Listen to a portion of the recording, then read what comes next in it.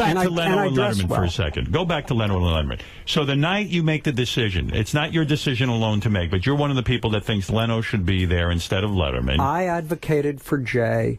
I believed that, I said, look, if we're replacing a man who's done this job for 30 years. Right. So if you want the 5-year plan, then just take David Letterman because he's better prepared. Right. But if we're going to allow ourselves to think, can we do that in this room, folks?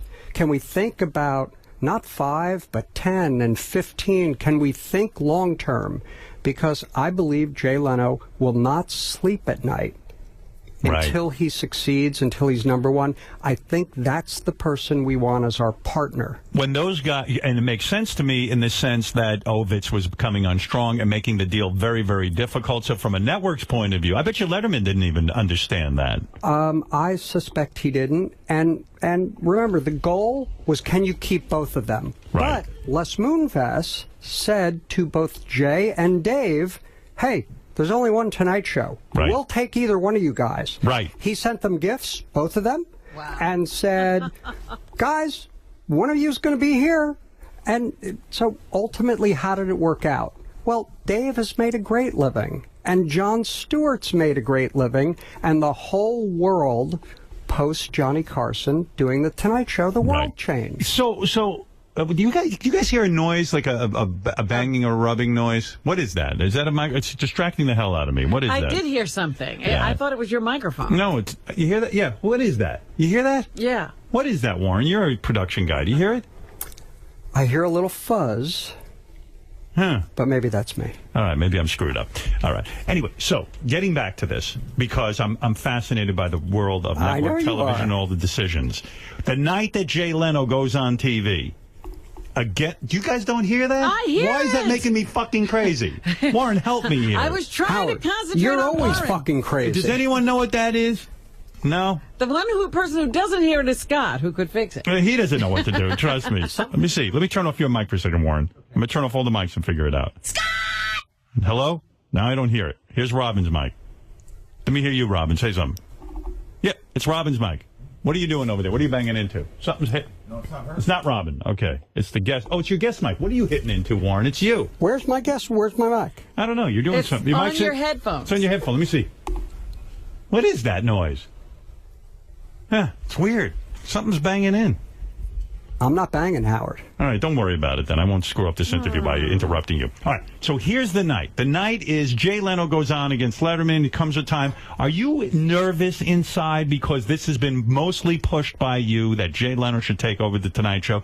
Are you sitting there watching everything that he's doing and waiting for the ratings to come out? Howard, I am shitting. Right. Okay? In my pants, I am scared to death. And in that first year, I'm convinced that my tombstone will say, Warren Littlefield, the man who killed late-night television. And then the next day, NBC. all the newspapers are saying, Dave beat Jay, because don't forget, in the beginning, Dave beat Jay. He did. And it looked like you made a huge mistake, and everyone was laughing at you guys. You went into business with Jay Leno. You all look like idiots. Were you afraid you were going to lose your job at that point? You know, I wasn't afraid I was going to lose my job. I was scared to death that I had made a mistake there. Right. Now, prime time is starting to work, and that's a lot of money. Yes. So some hits are rolling in, and that's the good news. Right.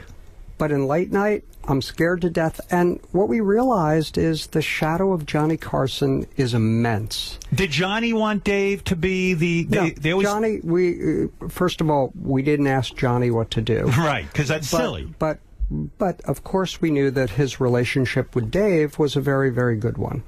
And so what we realized for Jay is we had to rebuild the show for Jay. We had to restructure it. We had to learn. He had to grow. That took time. Yeah, because even though Jay was filling in for Johnny all those nights, now it had to become the Jay Leno Tonight Show. And we changed the audience structure. They moved the audience closer, moved the audience closer, got in a new stage because it wasn't Johnny's stage. Right. And really make it his own show. Did Johnny ever call you after he said, I'm not coming back to Tonight Show? Did he ever call and say, I'm sorry, I'm doing this to you, Warren? I know you're new on the job, or he just didn't care? He just left?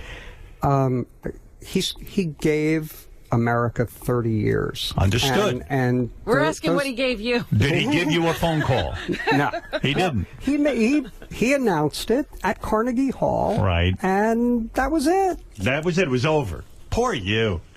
You know, Hey, I still embrace make change, right? It's just